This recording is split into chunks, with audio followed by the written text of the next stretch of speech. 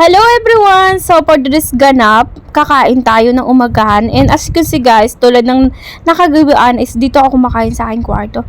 And guys, please subscribe, share, comment, and likes na rin. And syempre, pindutin nyo na rin yung notification bell para ma-update kayo sa lahat ng mga vlogs ko. Kung gusto nyo lang naman, pero kung hindi ko naman kayo pinipilit. Wow! So guys, yun na nga i-share ko ang aking daily routine as OFW ng Oman. Siyempre, mahirap ang buhay. Kailangan natin lumaban sa araw-araw. And siyempre, alam mo na, kailangan mahal mo rin yung sarili mo. Mahalin mo yung sarili mo para naman hindi ka niluloko ng ibang tao. Charot! O, diba?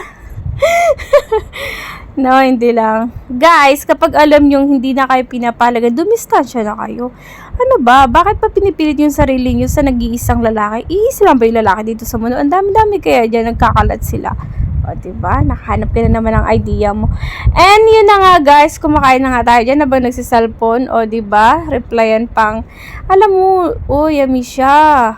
Inuuto ka lang yan, kaya huwag ka magpapakauto. Yung sinasabi niyang I love you, di ka niya mahal. Marami kayong sinsindan yan. So guys, actually, nire-replyan ko lang dyan yung ati-atihan ko dito sa Oman. So yan guys, habang kumakain tayo. Guys, pag talaga, gustong-gusto ko pag dito ako sa kwarto, may nginunguy ako, may kinakain ako. Kaya minsan pag nagluto ako ng mga breakfast nila, nagdadala talaga ako sa taas. Kaya dito na ako kumakain. Para kasi, comfortably akong kumain dito sa kwarto ko kaysa doon sa baba. Kasi nga po, pag doon sa baba, minsan may labas-pasok ng mga amo, mga bata, ganun. So, naiintirap. Parang nahihiya lang ako. Para sa akin na yung suggestion ko lang. Hindi naman sa nahiya ako. So guys, yun na nga ang ganap. Abang nagsisalpon tayo. Yummy siyang tagal mo naman kumain. Panay ka kasi safety. Yun. So guys, ano nga ba yung pinagkakabala nyo sa buhay? Kapag isa kayong OFW, kailangan nyo lang is tibay at lakas ng loob.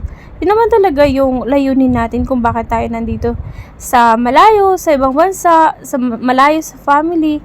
Bakit tayo nandito? Kasi para sa family. So, kung nakakaramdam ka ng pagka-in-love mo, and then feeling mo, mahal na mahal mo na siya, and then nakalimutan mo na yung family mo, wag kang tanga, wag kang uto, wag kang siraulo. Isipin mo ng maraming beses na meron kang pamilyang iniwan sa Pilipinas. At kahit iniwan mo man sila ng pinakamatagal, pagbalik mo dyan pa rin sila. Pero yung kinababaliwan mo, pustahan tayo. Hindi magiging iyo yan. Alam mo, kahit magbilang ka pa ng 2 months, 3 months, maghahanap na naman yan ng iba pag nagsawa na sa'yo. Kaya sana maisip mo na meron kang family na babalikan sa Pilipinas, and wag mong lulukuin ang family mo sa Pilipinas, and wag kang masisilaw ng dahil lang sa ililibre ka niya sa mga sasakyan. No. Kaya sana yung mga iba natin dyan na mga kabayan ng mga siraulo, charot lang, joke lang.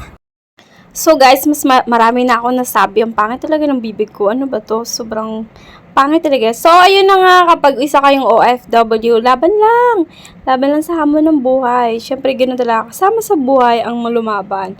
Opo, laban lang tayo. Kahit nahihirapan na tayo, nalulungkot na tayo, gusto na nating umuwi, gusto na natin makasama yung family natin, pero hindi pa pwede kasi hindi pa tapos yung kontrata natin. So, laban lang tayo. Lagi lang natin iisipin na bakit tayo nandito. Ano ba yung motivation natin bakit tayo nandito? Bakit ba kailangan nating lumayo sa family natin at iwanan sila, 'di ba? Syempre para sa kanila, para sa future nila 'yun. 'Yun na yung lagi nating iisipin. Mahirap man ang buhay, masaya or mahirap, sadness, kailangan lumaban lang tayo. Lagi nating iisipin na pagbalik natin ng Pilipinas, meron tayong madadatnan na yung mga anak natin nakapagtapos sila dahil nagtiis tayo dito. At yun lang yun. Sige na po, lalabs! Salamat po sa inyo. And dito na lang itatapos ang aking vlog. Sana i-subscribe nyo po ang aking channel. And i-likes nyo rin yung comment. And ayun guys. Next episode po is kakain tayo ulit ng Indomie. Ayun, bye, love you, and mwah! So guys, wag nyo pong kakalimutan, i-subscribe nyo rin po si Numan Rasa sa kanyang YouTube channel. Thank you guys!